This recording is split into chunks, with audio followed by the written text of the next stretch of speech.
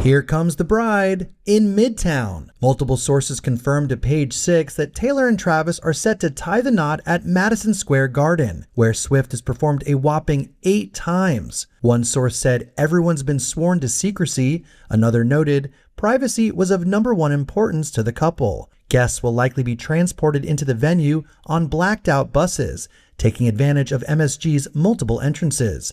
We've got more on the coveted invite list right here. Blake Lively didn't just lose a friendship. She got banned from the wedding of the century. And the people who were supposed to protect that story, they've been silent. Until now, you already knew something was off. You felt it. Long before the tabloids caught up, long before the PR teams started spinning, you looked at Taylor and Blake and you thought that doesn't add up. And you were right. Just like you always are. Here's what they don't want laid out plainly in one place. Taylor Swift and Travis Kelce are getting married July 3rd in New York City. Madison Square Garden. Blacked out buses. Phone call invitations only. No paper trail. No leak lists. The kind of secrecy that tells you the people running this event know exactly how dangerous the wrong name on that guest list could be. And one name that is absolutely not on it. Blake Lively. And neither is Reynolds. Now here's where it gets interesting. These two weren't just friends. Taylor was the godmother of Blake's children. Let that sink in for a second.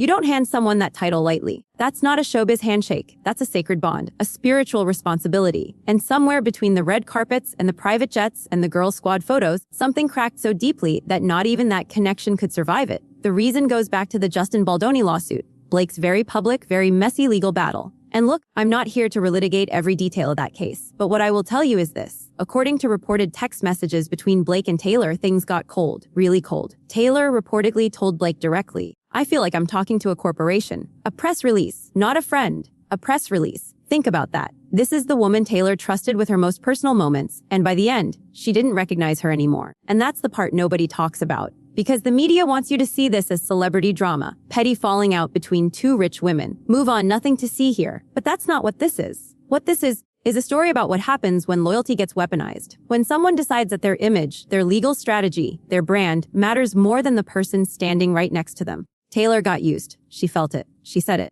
And now Blake isn't coming to the wedding. I want to slow down here for a second. Because honestly, and I mean this genuinely, there's something about this that bothers me on a level that goes beyond celebrity gossip. When you watch someone be discarded, when you watch a friendship that was supposed to mean something get hollowed out by spin doctors and legal teams and PR strategy, it says something about the world these people live in. A world where nothing is real unless it's useful, where even your closest relationships are assets to be managed. That shouldn't sit right with any of us. And I don't think it does. But back to the files, because it gets deeper. Blake isn't the only one who didn't make the cut. Miles Teller and his wife Keleigh Sperry, people who were at Taylor's birthday parties, who went to Kansas City Chiefs games, who gave Taylor an extravagant opal ring as a gift, they're out too. Completely cut off. Miles was on the New Heights podcast with Travis just months after the engagement, and he called him his brother. His brother. And then on a red carpet, when asked about the wedding, his response was noticeably, carefully neutral. He said, and I want you to hear this, they look like they're having a blast. I'm sure it's going to be a crazy wedding. He even admitted, I don't know if we're going to be invited. A man who was considered family, saying he doesn't know if he's invited. That's not a small thing. That's actually, wait, let me rephrase that. That's not just awkward. That's a signal. That's a man choosing his words very carefully because he knows something shifted and he doesn't know why. And neither do we. Not fully. Not yet. Then there's Karlie Kloss, part of the squad. In photos with Gigi, with Selena, with the whole inner circle. Gone. The reason reportedly traces back to her proximity to Scooter Braun, the man who bought Taylor's masters out from under her in one of the most covered betrayals in modern music history. Scooter was at Karlie's wedding in 2018, and even though Taylor has since fought back and reclaimed her work, even though she recorded her entire catalog again from scratch just to own her own voice, apparently standing near the man who tried to silence her is something Taylor doesn't forget. Loyalty gets tested, and Karlie didn't pass. Now here's your everything makes sense moment. Because once you line it all up, the secrecy, the blackout buses, the phone call invitations, the surgical removal of anyone whose loyalty even flickered, you realize this isn't a wedding, this is a fortress. Taylor and Travis aren't just planning a ceremony. They're building a circle so tight, so vetted, so genuinely trusted, that nothing from the outside world can get in. No cameras, no leaks, no Scooter Braun adjacents, no press release friendships. Just people who chose them without an angle. And that's actually kind of powerful, isn't it? In a world where everyone around you wants something, to build something real and protect it with everything you have. But it also raises a question the mainstream media will never ask directly. Who taught these women to betray each other?